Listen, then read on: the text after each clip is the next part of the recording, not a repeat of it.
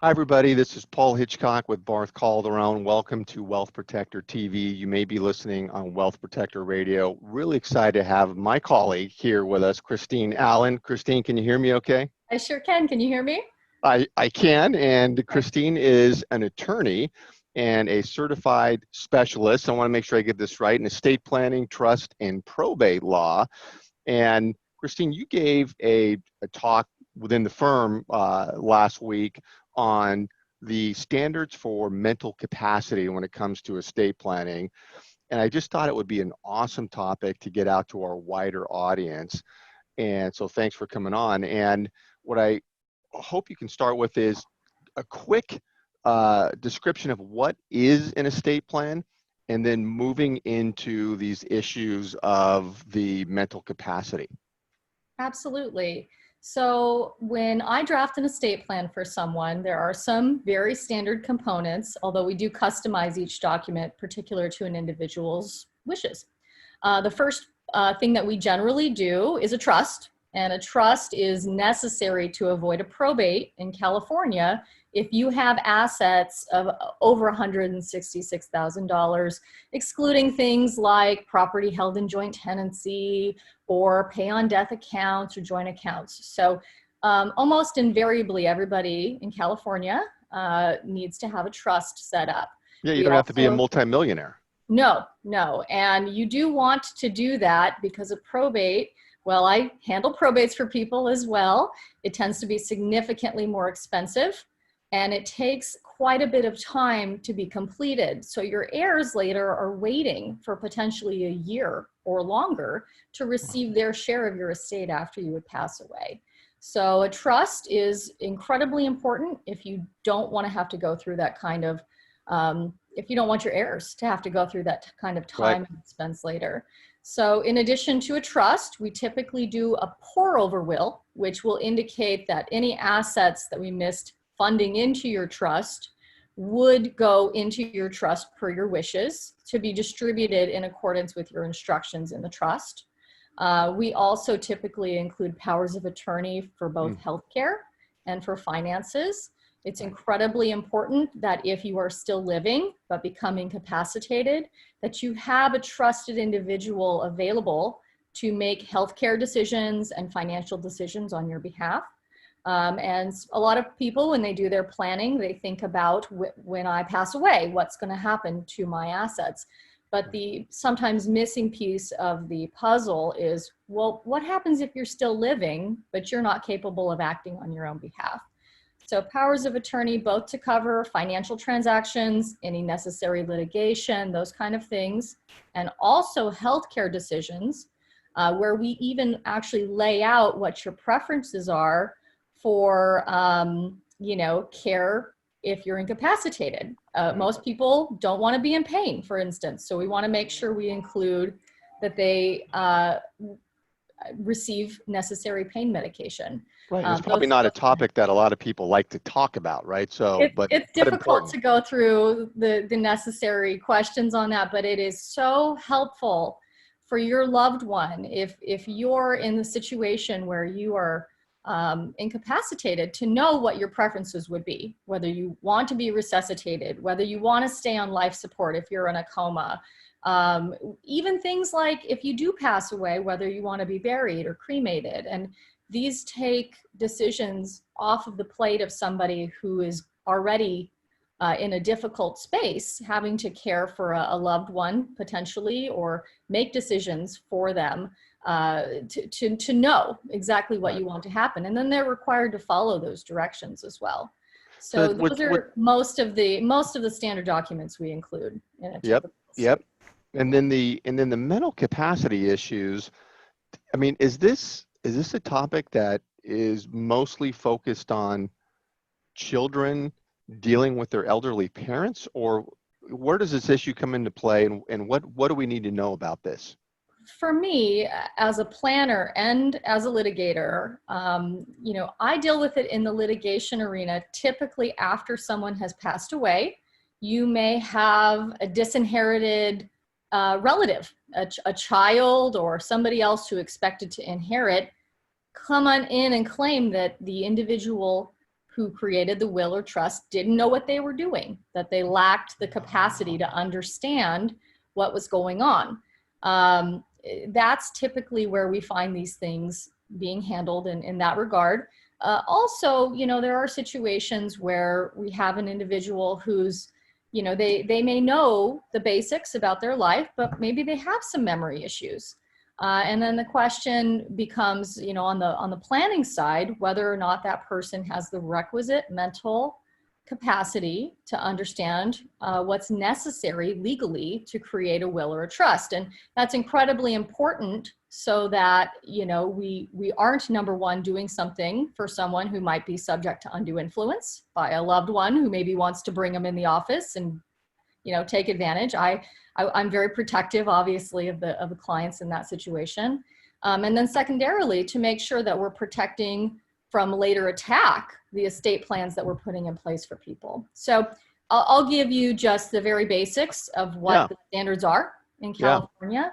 The standard to create a will is very, very low standard. It's called testamentary capacity standard.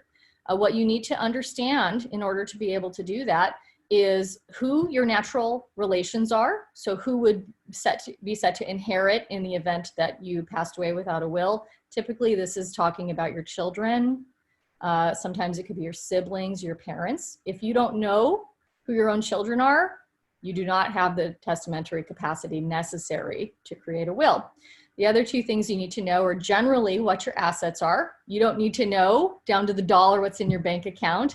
But if you own 3 properties, for example, you probably should be able to tell me, I have 3 homes and they're in these 3 cities, for example. Right. The other thing is just to understand the nature of what you're doing. So if you can't understand that your will says, I leave X house to Alan and Y land to Karen, for example, and you don't understand the consequence of what that means, then you also would not have the necessary standard. But who's making that determination? Let's say I'm dealing with my parents, then there's different kids and the kids aren't on the same page. Who's deciding on whether somebody has the mental capacity if it's challenged? If it's challenged, it's going to be a judge deciding, and it's probably not going to happen until after that person passes away. It's possible it could happen sooner. There are some cases allowing things to go forward where somebody has later become incapacitated, for example, and a child finds out that maybe a sibling took dad to a lawyer and maybe somebody wasn't really asking all the right questions and the lawyer just drafted up everything, leaving it to the one brother. So typically it's going to be a judge making that decision. And they're going to, if you end up in a litigated case about it, there's going to be testimony presented on both sides. And if the person is still living, which would be unusual, they may want a mental evaluation. So, as a planner, if there's some question, sometimes what we'll request is that the client go get a letter from a doctor indicating that they do have the requisite capacity to understand the 3 things we just talked about. Got it. I will say it is a low standard.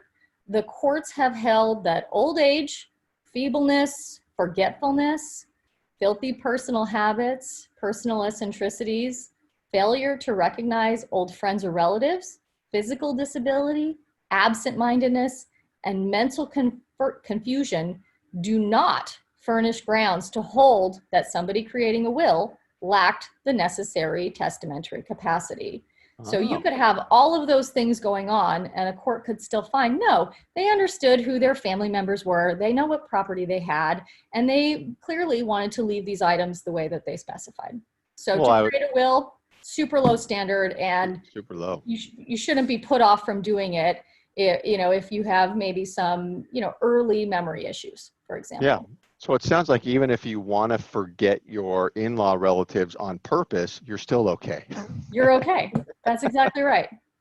You're fine. And you should at least have a will in place. Everyone should.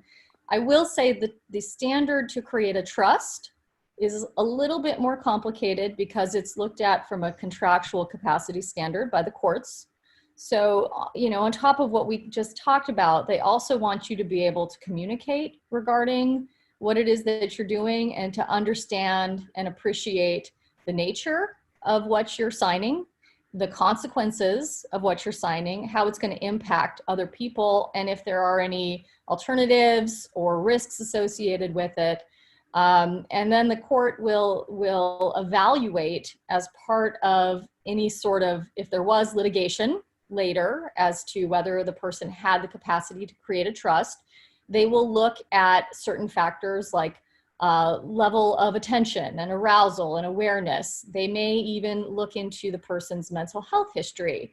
But I will tell you that having even a mental condition does not rule out someone's,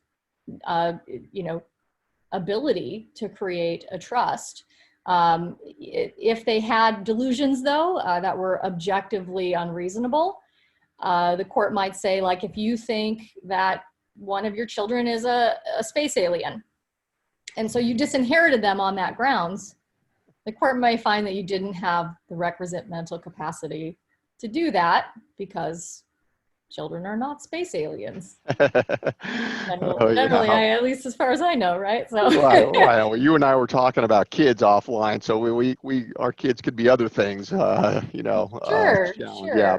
But so a question I had then is, if your parent, let's say a lot of us are helping our elderly parents. If your parents are diagnosed with a cognitive disorder, is it too late to do estate planning for them at that point? Not necessarily. It's not not necessarily. So it really depends on the degree of decline. And typically something like dementia is very progressive. So it may start out very mild.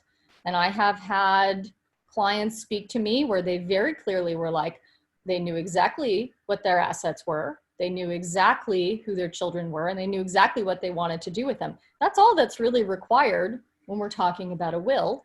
And a trust is really not, it's not too far removed, the capacity necessary there, since we just talked about that as well.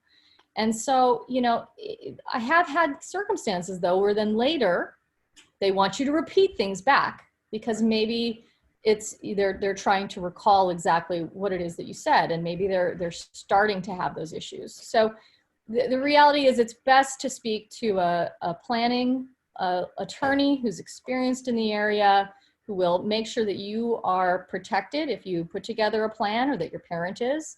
I am very cautious when a child wants to bring in a parent to do something like prepare an estate plan, because we're always looking out for issues like undue influence or duress. I never want to put together a plan for someone that is really motivated by another individual's desires, for example. So, and really the court's goal is overall generally to uphold the intent of the individual who's doing the planning.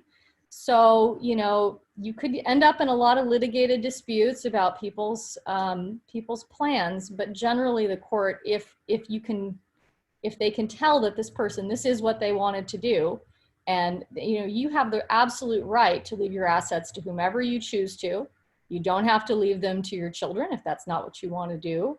And there are some things that we as attorneys do to try to, assist in bolstering our planning to support whatever your wishes are in case someone does challenge it later. So. Christine, great information. Fantastic. I know you and I could talk forever on this. I have a lot more questions. Maybe we'll have you back on, but thank you everybody for joining, and stay tuned in for more education like this. Christine, thanks again. Thank you so much, Paul.